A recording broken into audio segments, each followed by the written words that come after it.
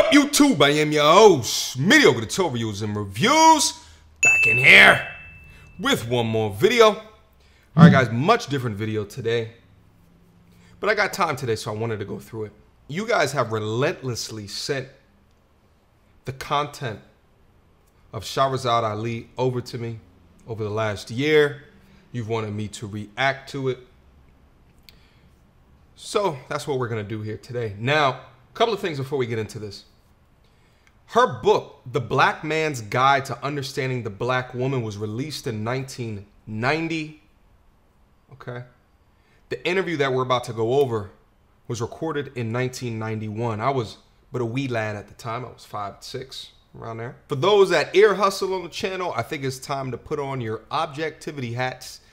I think it's time to take away emotions out of a conversation and let's just listen to what she has to say and then make judgments after. Without further ado. The Black Man's Guide to Understanding the Black Woman. The #1 bestseller of 1990 is the most talked about, the most popular, and the most written about book Black America has ever seen. Newspapers across the country had a field day. Every editor, every publication, and every writer eagerly sunk their teeth into the meatiest topic they had ever encountered. Personal relationship problems of black men and black women. The Black Man's Guide is discussed from the pulpit, debated in seminars, examined in college, and argued about on street corners. Never in African American history has a document surfaced that forces every black person to look outward and inward. Reactions run the gamut from praise and gratitude to hostility and outrage. The educated bulk at its lack of scholarship and standard documentation, while the general masses of the people say they are grateful for its straight talk and uncomplicated descriptions of what slavery has done to black women in America. Whatever the reaction, whatever the opinion, it is clear to every Negro, black, or African American that Shahrazad Ali is the black man's new champion. This woman is on a mission. Her strength, her guts, and her unstoppable energy to single-handedly defend and uplift black men has never been witnessed before on this continent. Black men report that the book has re-energized them to become better husbands and fathers, and it's given them a new sense of worth and brotherhood with each other. And yes, I have charged that our educational class has failed us. They have not represented our needs. All they got was a job. I gave them 30 years to present us with a program, a national project, an agenda that we could work on to improve our homes, and it never did arrive. The only thing they gave us was a welfare program, and we know that that failed. The reason that I wrote the book, certainly, which is a classic question that I'm asked all over the country, I wrote the book because we represent the missing link as black women. The black man has been dissected, examined, the white man, the white woman, and the black child. But it has been us as black women who have never been examined.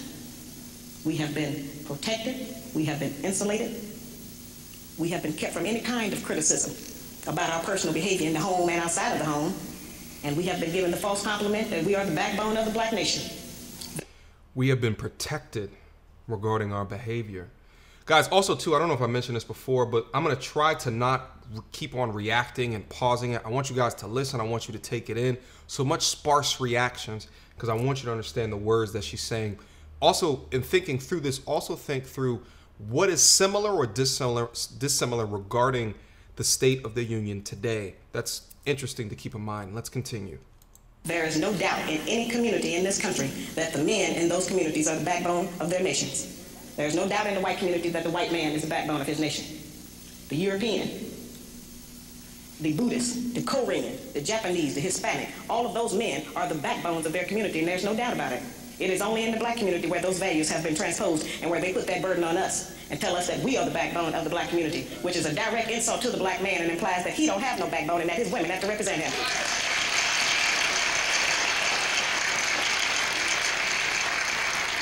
It's a heavy burden. It's one we are tired of carrying, and it is one that is not true. I remind people all the time that God did not make the white man, the white woman, the black woman, and then the black man. He made the black man first, and he created all the rest of the people after him. When I wrote my first book back in 1985, I was going about the country trying to still work to teach our people something, trying to get them to stop eating pork.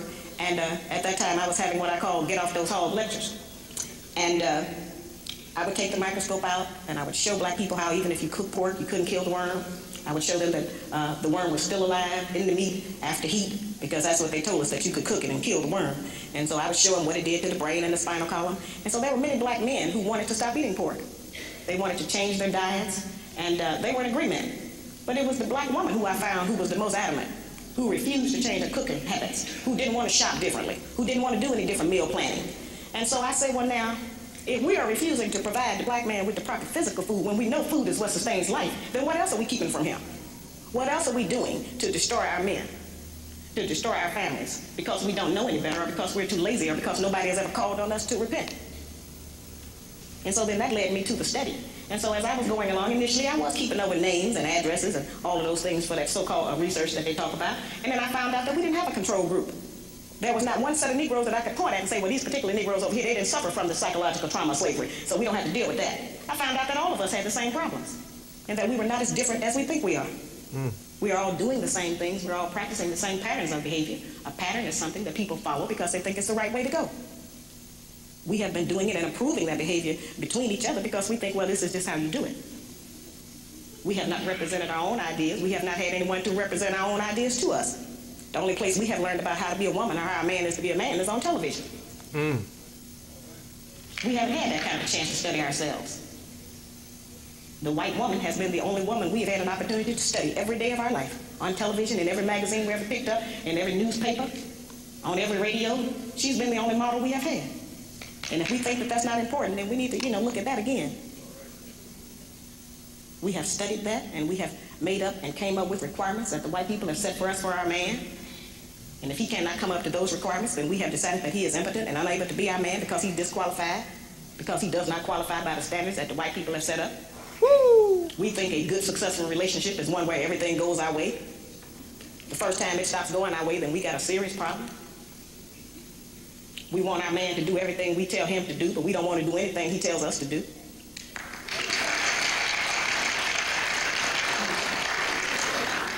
Yeah, it's hard language. And all of our so-called educated class together have never come up with an agenda that brought the people together to try to improve their condition like the Black Man's Guide. Guys, just real quick. Just real quick. This was 30 years ago. 30 years ago. 30 years ago. And even uttering the things that she's uttering today would get serious backlash. Okay? So think about her in her position 30 years ago and the kind of backlash that was. Now, this is pre-internet, right? So it didn't get probably the widespread ears that it would have gotten today. So she didn't get all of the backlash or all of the praise that she would have today. But still, though, this is 30 years ago. Earth was way different, much different. Let's move on. Not one of them have ever had a program that got all of the black people talking, got all of them out. Made everybody decide to make a comment, whether they wanted to or not. People are compelled to testify all over the country. I can't walk the street.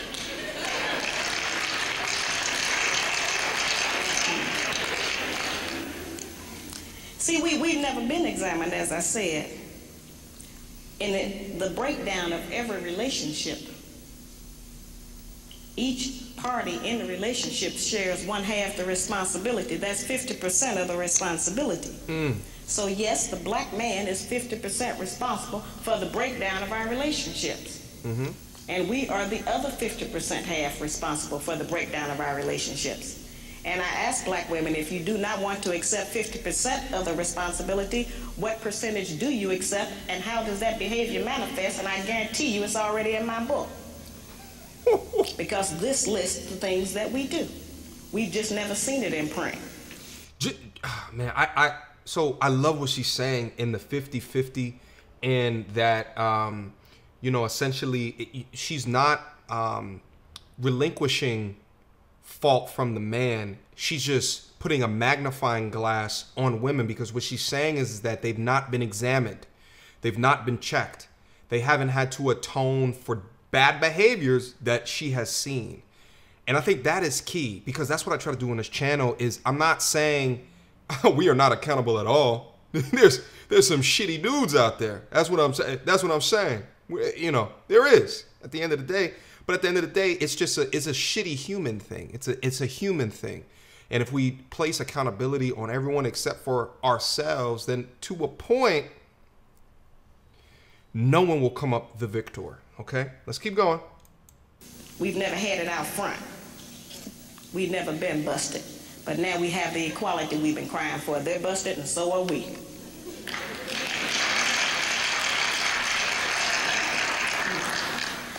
I teach that slavery tampered with nature. When I say that slavery tampered with nature, I mean that a major rite of passage for every male mammal is to provide and protect for a female and her young. Now, certainly we know that the black man has been denied that opportunity. He has not been allowed to qualify to protect his woman or provide for them. They have told us that the only provision that the black man is qualified to give us is one of money. And we have made finance the major focus of our relationships with them. We have made the one thing that most of them don't even have be the criteria. We have been taught that if they do not give us money, that we are not to even allow them to be a father to their child. We have been taught that if he does not give us money, then he is not qualified to tell us what to do. We have been taught that if he does not give us money, that he doesn't have any rights in the home. It's whoever is making the money who has the rights. That's not our system. What's interesting here is that she's talking about what has been taught. And often what I hear now, and the things that I've talked about as well, is that it's not so much taught as it is evolutionary biology that drives hypergamy. But it's interesting to see her perspective. Let's keep going. Black man provides more in a black home than just financial support. He provides direction, guidance, gratification, fulfillment, and discipline for our children.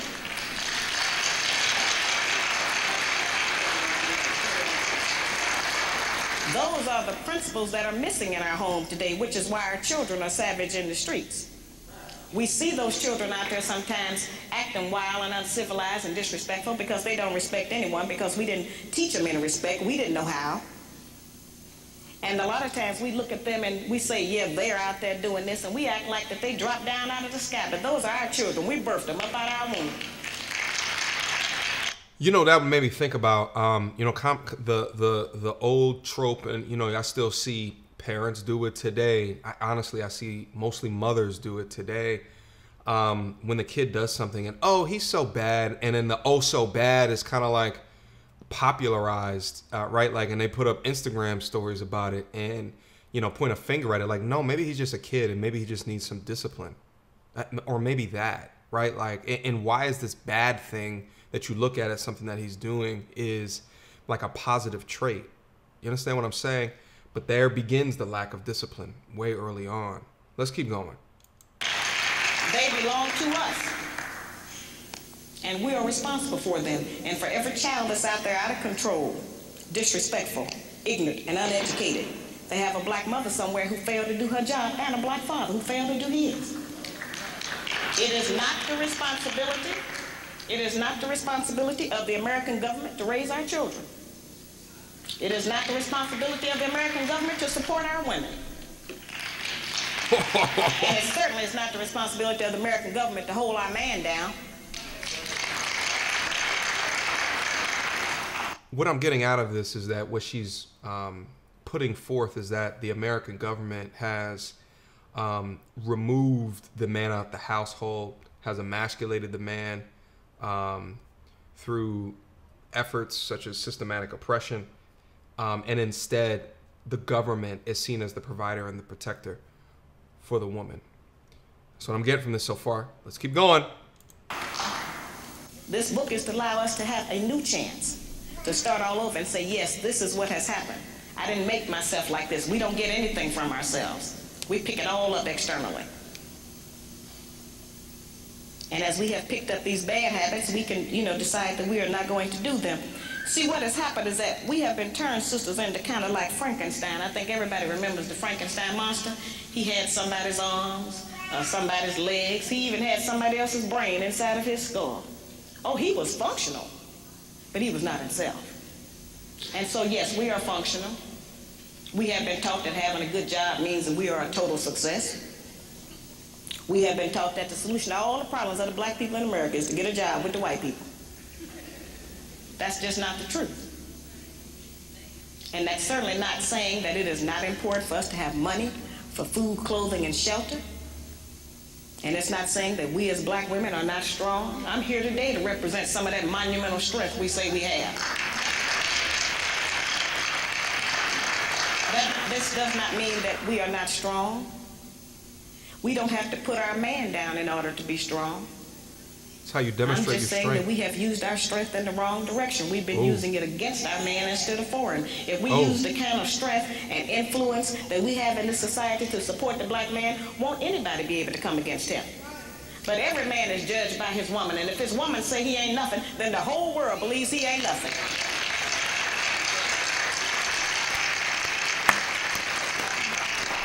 The actual fact is, every man himself judged his own self by his woman. He can be out in the world being great, and the whole world can be kneeling to him, and if he come home and she say, you ain't nothing, you ain't been nothing, then that's who he believes. And yes, we have insulted our man in front of our children. It wasn't intentional. We just been frustrated. We couldn't make you brothers do what we want you to do. We didn't have anybody else to tell sometimes, so we would say it over the children. He ain't no good. He make me sick. He's stupid. If he loved you, he would be here with you. When every man in here know that his relationship with his children is predicated on his relationship with their mother, and if they are not getting along with us, they are not going to spend any time with the children. That's just how that is. And I talk to brothers around this country, and I have testimonies and tons of letters from brothers who write and tell me that my book made them to decide to try to be a man again and try to have a woman.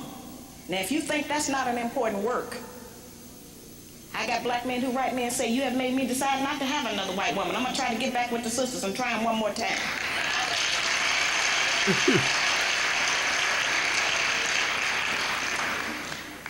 See, you know, nobody is going to give us this information. They have us standing around sometime and pointing at the brothers and saying, yeah, that's them over there, they ain't no good, they doing this and that and the other, and it's all negative. And they have us thinking that the black man is going to die and we going to live on. But that's not how it's going to go. There is still one monolith in the black community, and that's that it still takes a man and a woman to make a baby. So if the black man dies, we all die. And I don't want to die. I want to live. I want my children and my grandchildren and whatever else is coming after Shahrhzad, I want that to live. But we are not on the path of life. We're on the path of destruction. You know, learning how to get along has to be taught by force. Slavery was taught by force. We didn't volunteer for that. They made us do that. They forced us to do that. And that's how we're going to have to learn how to reunify. It's going to have to be done by force. Oh? We're going to have to make ourselves try to deal with each other. Oh, I see. And that's very difficult, and it certainly takes a great deal of self-control and love for your nation at large. It's the greatest form of unselfishness. I think the comparison to slavery there, I was like, oh, she is radical. She's gonna. Well, was that what she was teaching? Was the force? You know what I mean? That's not the method I do. I bring people to the table. I let them sit right here. Let's have a conversation about something so we can have a better understanding. I heard force in the slavery analogy. I'm like, oh, it's a bit militant. It's what it is, though. Let's keep going. Now, I don't go around advocating that people that hate each other stay together. That's not what I'm saying. That's different.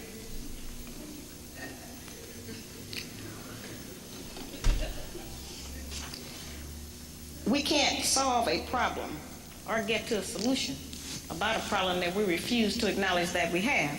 We don't have to be ashamed that we have a problem. I say this all day. We don't have to be ashamed to know that it is related to slavery. And you have to focus on the right problem. Because all of our problems are related to slavery. And I know that that seems to be some old hat issue, and everybody want me to stop talking about that. Nobody would tell the Japanese woman to forget about the fact that during World War II, the white man interned her family, took all of their personal possessions. Nobody would tell her to forget about that. Nobody would tell the Indian woman, forget about the fact that the white man came over here and took your country and put you and your babies out on the reservation. And nobody would dare to tell the Jewish woman to forget about the Holocaust, so why I gotta forget about slavery?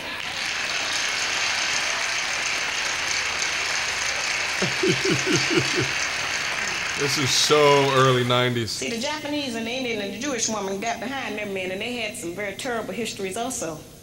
But because they got behind their men and supported them and worked with them, those people are successful today.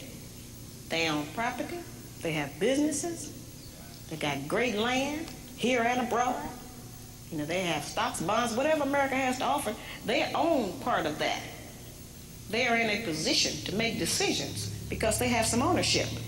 It's only been the black man and the black woman who didn't reunite after a terrible time. And so today we are splintered. We don't have very much. We practice envy and jealousy. You know, they taught us a lot of bad habits that we practice against each other.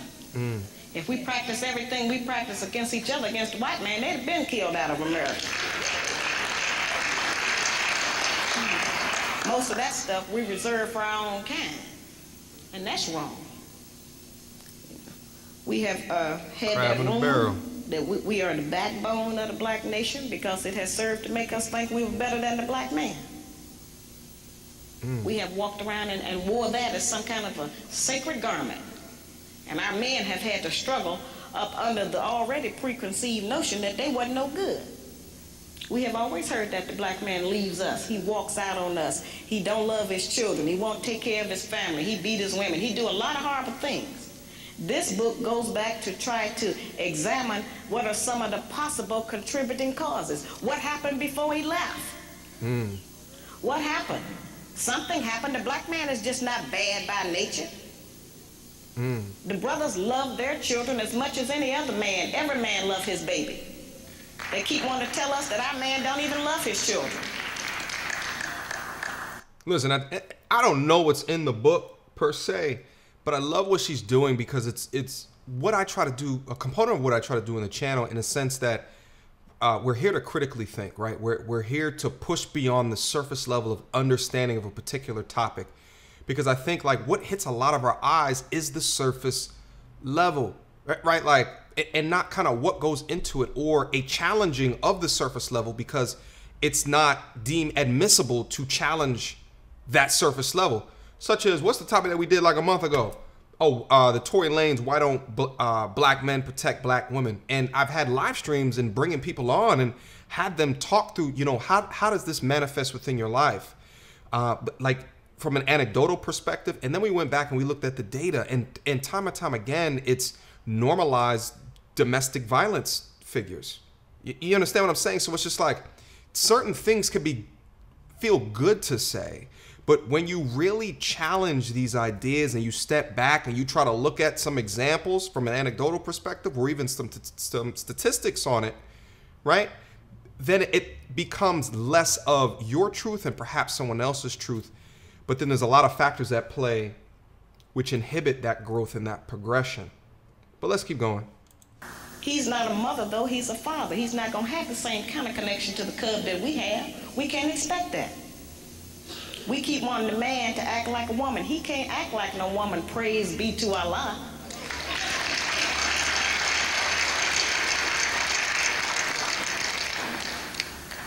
I wrote the book so that the brothers would understand what's going on, because most of what we charge them with is that he can't, quote, handle us. He can't handle me.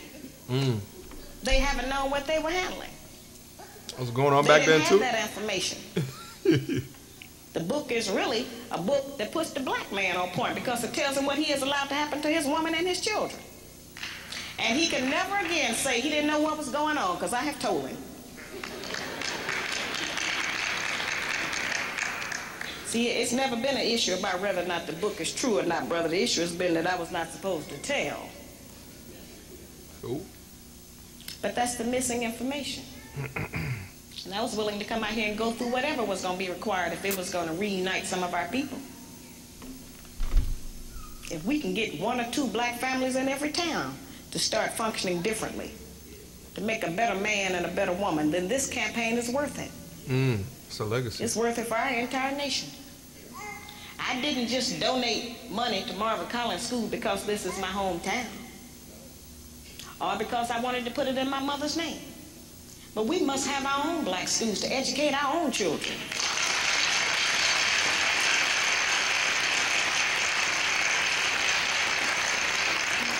We have to educate our own children. If it's in a closet, I would rather support them, to have my own kind, trying to teach my own kind, than sending them out there into the white people's school and let them tell them all kind of nonsense that they want to.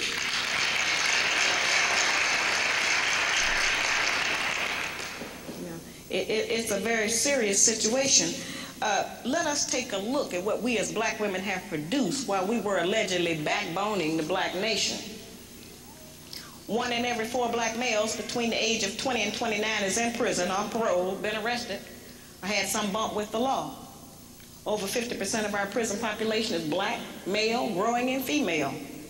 We have more black men in prison than in college. 6 out of every 10 black men between the ages of 15 and 44 are unemployed, in jail, got some disease, homosexual, on drugs. The jail versus college one is not true today. I don't know. I'm not sure about back then. 73% of all the black men in prison were raised by a single black woman in a home with no man. 80% of that 73% suffered child abuse in the home, victimized by the mother. 1/3 of our children drop out of school before they graduate. Over 60% of our households are headed by black women who are single, divorced, separated, or widowed. Yeah, we got a serious problem. And only God knows how many of our black babies we have killed through abortion. I don't think that's something I think that's something the black man will never understand, how we kill that life in our womb because we decide we don't feel like taking care of it.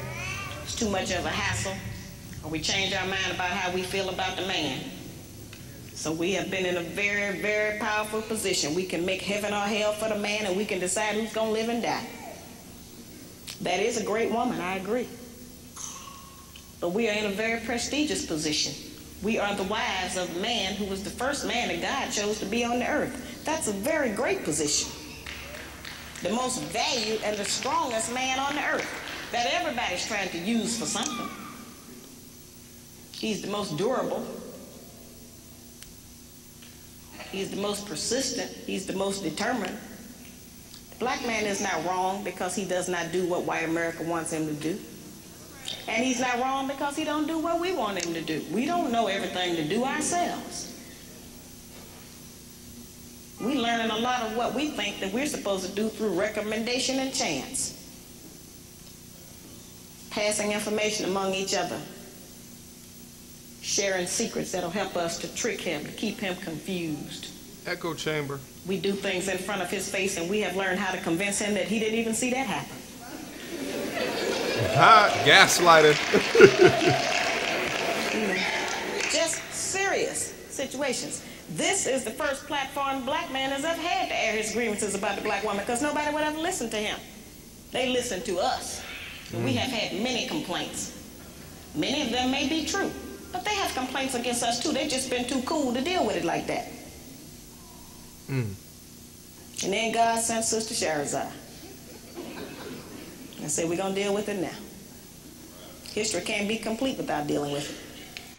It's mind-boggling to me that the need of a woman to help women understand components of these arguments. But it seems like this is her legacy. Like this is what she was put here to do, was try to mend relationships between a black man and a black woman. I mean, that just seems like she is passionate about it. We cannot let the history live and die and record that we were all right and they were all wrong, because that's just not the way it is. We are good people, but we are both going to be a good people. And I hear, women around the country tell me, say, well, you have insulted black womanhood, and now anybody from any foreign country or anybody who picks your book up is going to think that all black women are like that. That's impossible. Everything I list in the book is visual and audible. You can see it or you can hear it. So if you don't see it or hear it, it ain't there. Yeah, don't have it. But if you see it and hear it, which you will, it's present. So there's no danger that somebody's going to look at one of us and think we are doing the things that I describe in the book. Because you can see if somebody's doing that or not. That's not difficult to be able to read a person on that. The book certainly does not give the black man any rights over us in a certain kind of a way, because no man can begin to try to get us together until he look at himself in the book.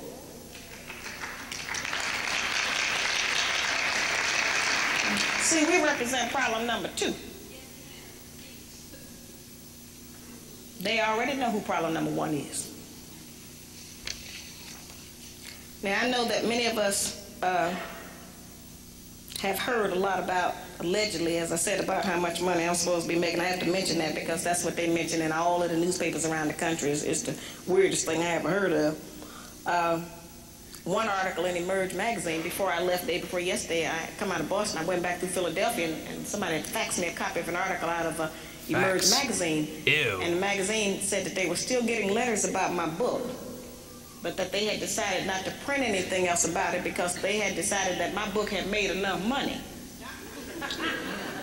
So I called the editors up. I told my secretary, I said, get him on the telephone. So I asked him, I said, that was a very ridiculous and ignorant remark to make, brother, since you don't know what the book sells for or how many I've sold, any of that. I say, plus, why don't some of you black people get together and go tell IBM and Adidas and Nike and Reebok that they made enough money? The argument is so ridiculous. That's what she was talking about before, the crab in a barrel mentality. You have editors of magazines that, irrespective of the content that you're putting out and the value of it, that wants to stop the sale of the book because she's made enough money. Oh, that just boggles my mind. So you're not going to let free market take place. You're not going to let economics take place because it has made too much money. Oh my God. Like, that's just ridiculous to me. As a content creator, I feel her pain. If you create something that's of value, well then let the market decide. Don't have people trying to pull you down because they feel like you reached the limit on how much that you should be making off of your work. It's ridiculous to me. Okay?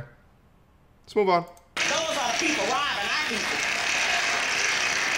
I said, go down there and tell Xerox they made enough money and see what they say. I have security, mostly not because of black women. We ain't gonna do nothing but fuss. I have security because of black men. The book puts the black man on point. They get hysterical, they go into denial, they jump the seats, charge down the aisles. You'd be surprised. So it's not the black woman that this book is upset because many of our black men don't want to take responsibility for their families. Many of them, not just because of financial reasons, many of them have accepted so much of the hype in the medias that they don't know what it would be like to be in charge. They got doubt. They have fear. They are afraid that they will fail. We are all afraid of failure. The major tool that was used against us during slavery was the implication of fear. We have to get past that fear. Our men have to stop being scared to say, yes, I'm the head of the house.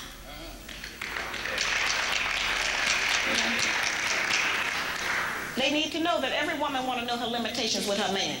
Any woman that can do a man any kind of way and have her way with him and say anything she wants to him, she ain't gonna want him in a minute.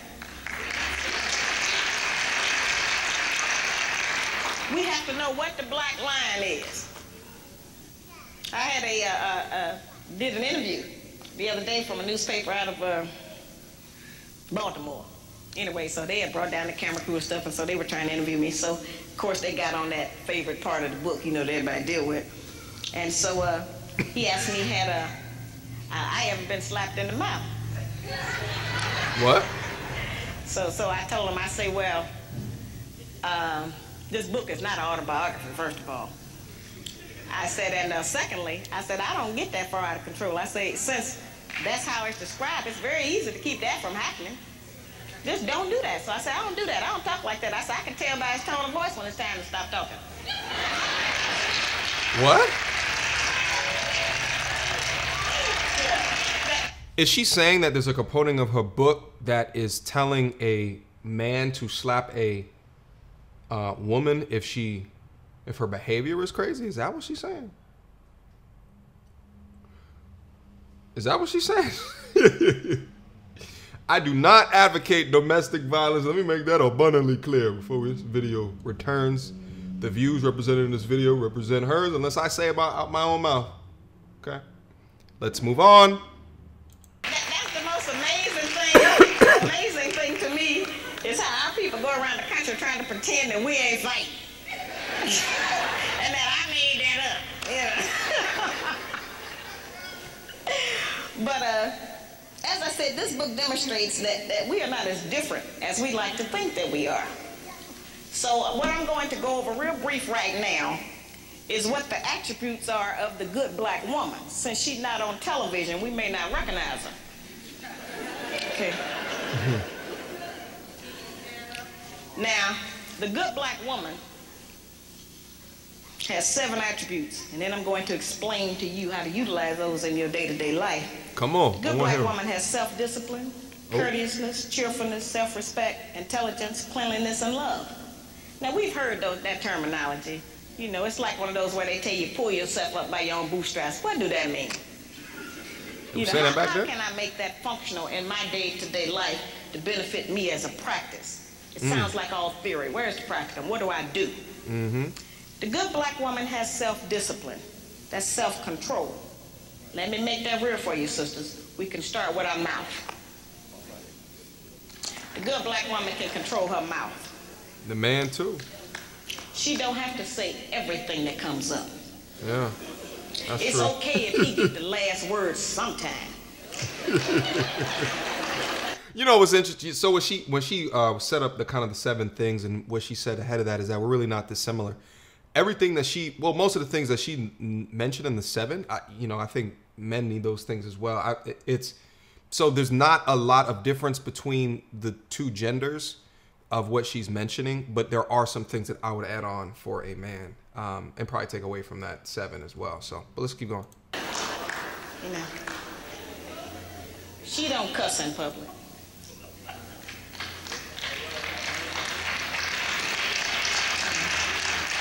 And she works on not cussing in private. She don't tear a man down with her mouth, because they can't out-argue us. Can't nobody out-argue us. Don't want to.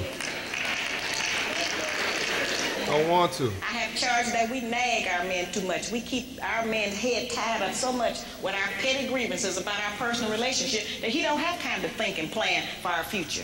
Because he got to deal with what's going to happen with us every day. You know, it's real odd. When the black man come home, he almost have to do a wind test or stick his toe in the door. He don't know what's waiting. He don't know who in there today. Emotions. He know it's a possibility that there's some kind of new monster that he didn't even know about yesterday. So, you know, we need to not make it like that. We need to not be so vicious with our mouth. You know, men are not petty like that. They're not going to out-argue us. And it has been proven that verbal abuse is just as harmful as physical abuse. So let's not use our mouth to do that to him. The good black woman is courteous. She says, thank you, baby. I appreciate you doing that. I appreciate every effort you make. Try harder. I'm gonna work with you. Thank you. I know you did your best. Now that's a whole new language.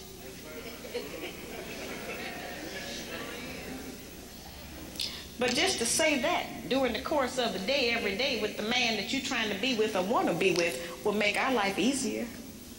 We can't get it if we don't give it. We keep wanting them to give us and do something for us that we refuse to do and give to them.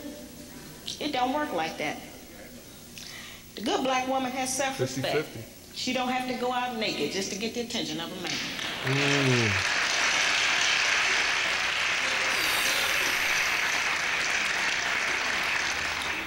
Sisters all over the country, and they come up to me after the lectures, and they'll be talking to me, and they'll say, well, you know, all he think about is sex. All he think about is my body. I said, why don't you show him something else?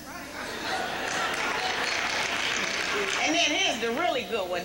They'll come up and they'll have on a weave. They have on false eyelashes, another whole face, false fingernails, and all of that. And then they'll say, but I'm looking for a real man.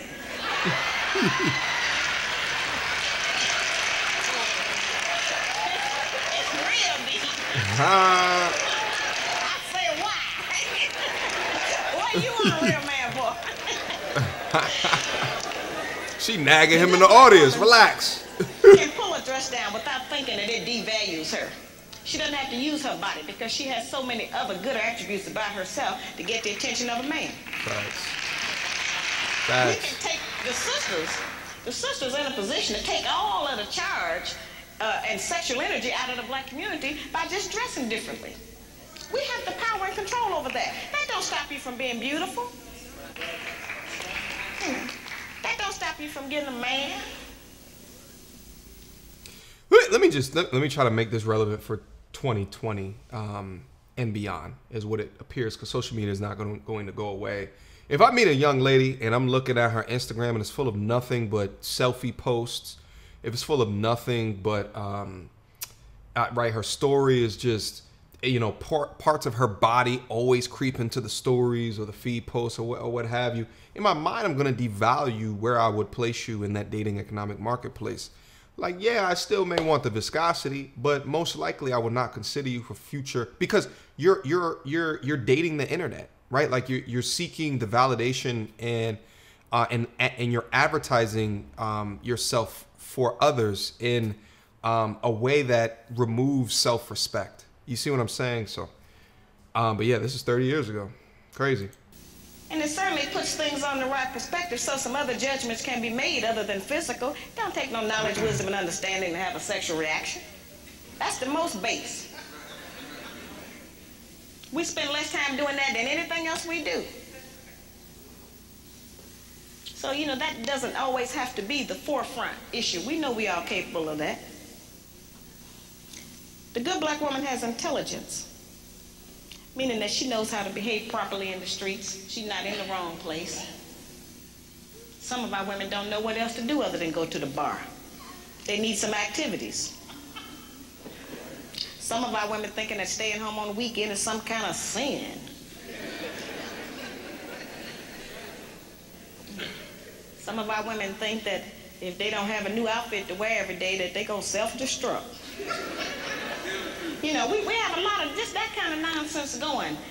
Every time we buy new outfits and clothes or whatever, all we're doing is sending money out of our community. We don't own no clothing stores. If the white man closed the shoe factory, we'd all be here barefooted tonight. We don't own no shoe factories. You know, very base things that we don't own, that we put our money into and demand we have to have them. A lot of times our men look at us and know that he ain't never going to be able to make enough money to give us all of the things we say we want. And don't no man want to be with no woman who he constantly got to deny her the things that she says she wants. But that represents failure to him, to have to always, you know, not be able to provide us with what we ask for. Keeping up with the Joneses. One of the ways we can do that is to start being satisfied with less.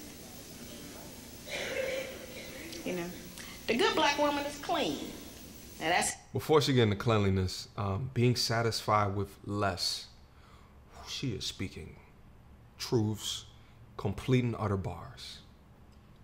Complete and utter bars. Okay? No one wants to be with anybody where they feel like they cannot meet their standards. This kind of reminded me of like that Birkin bag situation that happened not too long ago. And to look at all the comments, and the majority of the internet was like, who cares about a Birkin bag? But there's still people up there that are trying to live with the Joneses. Here's what it is. Do your thing in your own space. It's a hard one. The good black woman try to keep the house clean. Good black woman is clean by her own body. You know, a lot of those things we kind of take for granted, but all of our people don't know about that. There are people who are angry with me because I even described the fact that some of us as sisters don't have the proper personal hygiene, as if that don't exist. We have too much falsehood and pretense going about our condition. Everybody just dressed up ain't clean. You know, that's just the truth. We have to look at our condition in the light of truth.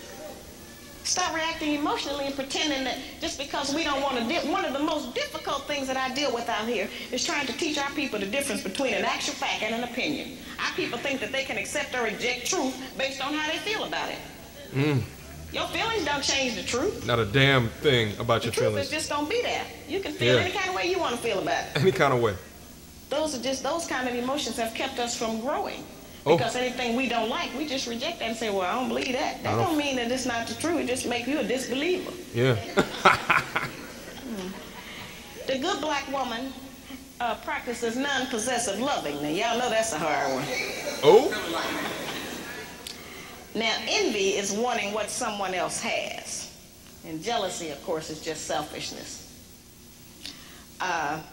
Non-possessive loving is not an easy one for us to practice. And of course, I have a lot of sisters and some brothers who are in disagreement with me saying that. But the actual fact is that our men are outnumbered about 5 to 1. And nature is going to require that the men take responsibility for more than one woman and her children. Most of our men have children by more than one woman anyway. So I don't know why that was such a surprise, allegedly, when I said that. The black man has not been waiting on me to tell him he could have more than one woman.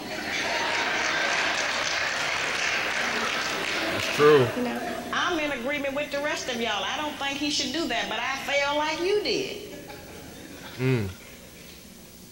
There are some things, perhaps, about the nature of our man that we have been given some definitions about that are not true. Oh. There are some things he can do that we call him a dog.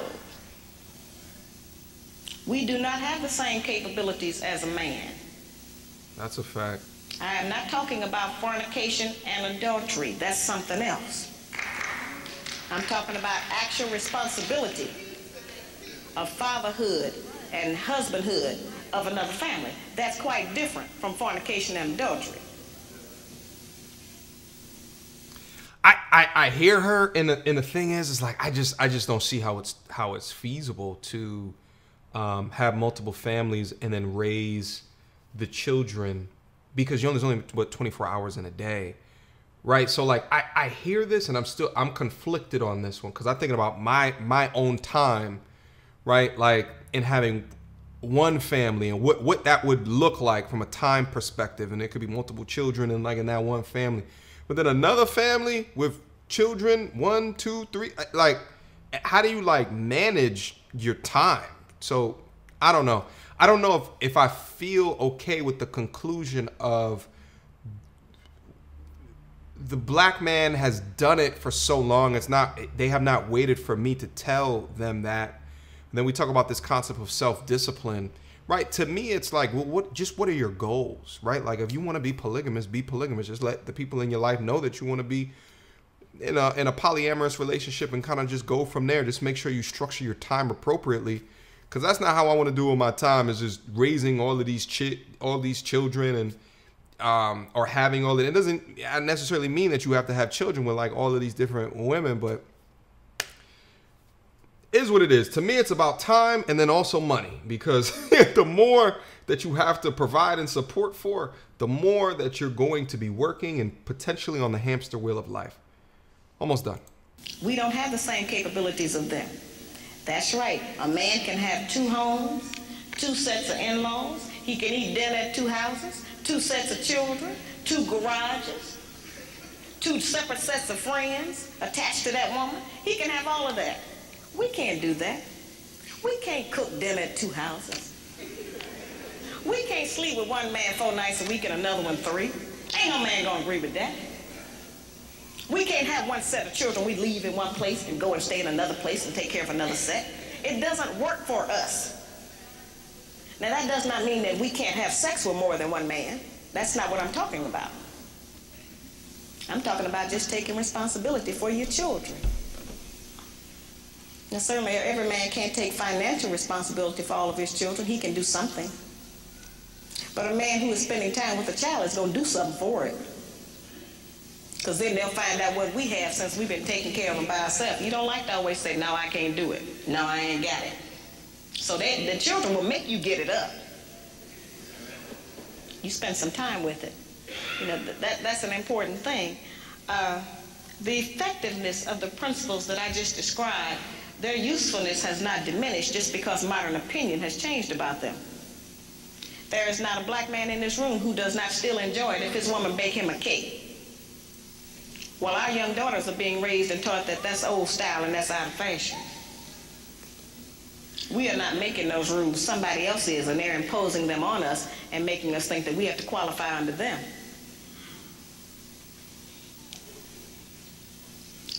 I tell the brothers, just like I tell the sisters, if you have a woman that you've been working with for months or years, and you can't get that woman to get in agreement with your program, then get rid of her and get another one. And I tell the sisters the same thing. If you're with a man you can't agree with, don't make his life miserable. Get with a man you can agree with. But we spend too much time living in hell with each other. We spend too much time tearing each other down, trying to make the other person do different or function different. If you want somebody to change, first change yourself. We set the example. We are the teacher. We are the mother. We set the example. All right, guys, so listen, that's the end of the video. If you've made it all the way to the end, cool. Welcome to the end of the video. Guys, this is the type of video where if you're commenting, you commented on a specific portion of the video, leave some timestamps down below, okay? Leave some timestamps, leave your comments so I know what portion of the video that you're talking about. This is a pretty long one. Let me know, guys, if you guys want me to review kind of these longer, more historical kind of videos, right? A lot of these types of videos have not been seen for decades from the majority of people, so I can bring them up here and then we can talk about it and then we can go from there. Interesting. I low-key want to just buy the book just to see all of the points, right? And then do a book review on it 30 years later and then also compare it to how similar the situations are of today. Guys, also as well, leave down below how much of what she's saying is relevant today. I want to hear your thoughts. I thought some of it was and some of it wasn't, but I want to talk with you guys down in the description box. But I want to talk with you guys down in the comment box down below. All right? Until next time, YouTube. Peace!